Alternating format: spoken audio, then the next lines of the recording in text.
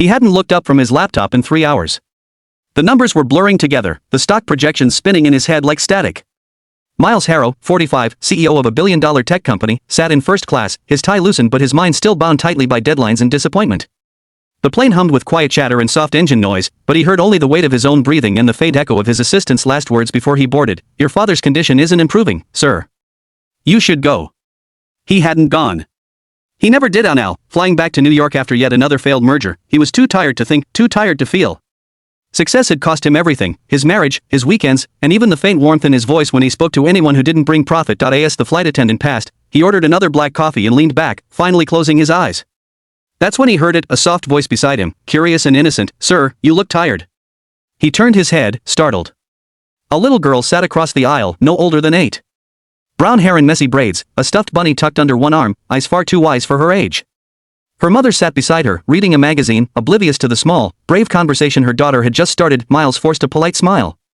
"I am tired," he said, his voice hollow. "But that's how work is." The girl frowned. "My daddy says work shouldn't make you sad." That caught him. Something in his chest tightened. He looked away, out the window, where the clouds rolled like waves under the fading sunlight. "Well," he said quietly, "your daddy must have a very different kind of job." She shook her head. "He died." The words hit him like turbulence. The little girl's mother looked up, startled. "Emma," she whispered gently, "not everyone," but the girl wasn't finished. She held her bunny a little tighter. "He worked a lot too. He said he'd rest after the big project. But he never did. So now I tell people to rest before they get tired forever." Miles couldn't speak. For the first time in years, his throat felt thick, his mind utterly silent. He stared at the girl, at the sincerity in her small face, the kind that doesn't know what manipulation means, the kind that simply is. The plane shook softly, but it wasn't the turbulence that unsettled him. It was her words. He wanted to say something, anything, but the attendant returned with his coffee. He looked at it, the bitter black surface reflecting his own exhausted eyes, and something inside him cracked. He set it aside. "Emma," he said finally, his voice breaking, "thank you." She smiled. "You're welcome." He didn't realize then how much that small conversation would undo years of emotional walls, or how the child's truth would change everything about who he thought he was. The flight landed at midnight.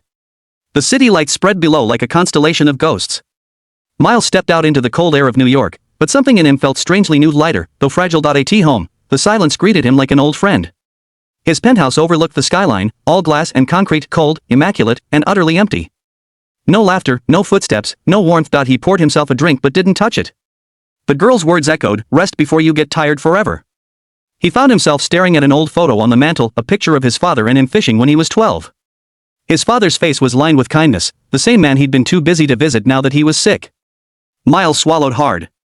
The deal, the company, the meetings, they suddenly felt meaningless. He called his assistant. It was past 1 in the morning. "Cancel my meetings tomorrow," he said. There was a pause. "All of them, sir?" "Yes. All of them." He booked a flight to his hometown before he could change his mind. The next morning, he stood outside a small hospital in Michigan, the same one he hadn't set foot in for years. His father lay inside, frail but awake, his eyes lighting up in disbelief when he saw him. "Miles?" He nodded, trying to hold himself together. "Yeah, Dad. I'm here." They talked for hours, not about business or success, but about fishing trips, old memories, and the people Miles had lost touch with. He apologized for being gone so long. His father just smiled faintly. "You're here now. That's what matters." And for the first time in decades, Miles cried. Not out of weakness, but out of release. The walls fell away. He stayed for weeks. Helped with his father's recovery. Walked in the park every morning.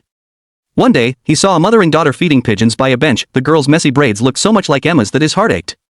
He sat nearby, smiling quietly to himself, and realized something profound. Sometimes the greatest teachers don't wear suits or stand in boardrooms.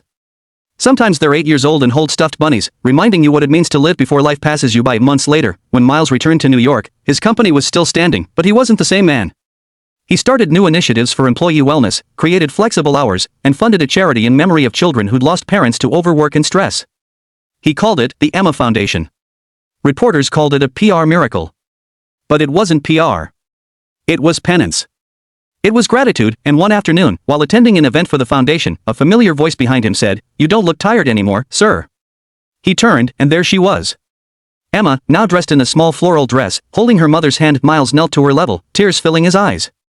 "No," he said softly, smiling. "Thanks to you, I finally learned how to rest." The girl grinned, clutching her bunny. Then my daddy would be happy.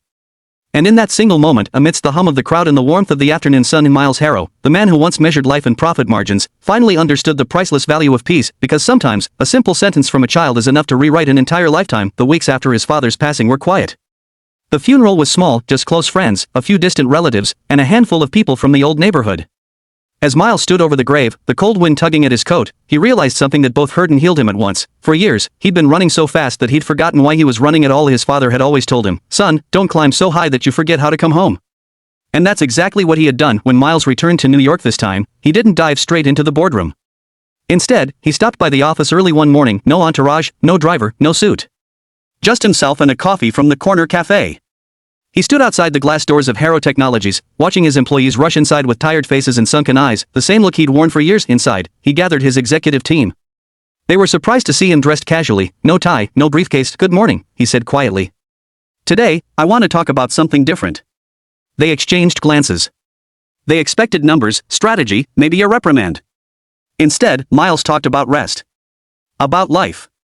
About the night a little girl told him he looked tired, and how those words had broken through the noise of everything he'd built. He told them about his father, about missed moments, about realizing that success without peace is just another form of failure. For a long time, no one spoke. Then his CFO, a man who'd worked under him for 15 years, simply nodded, eyes glistening.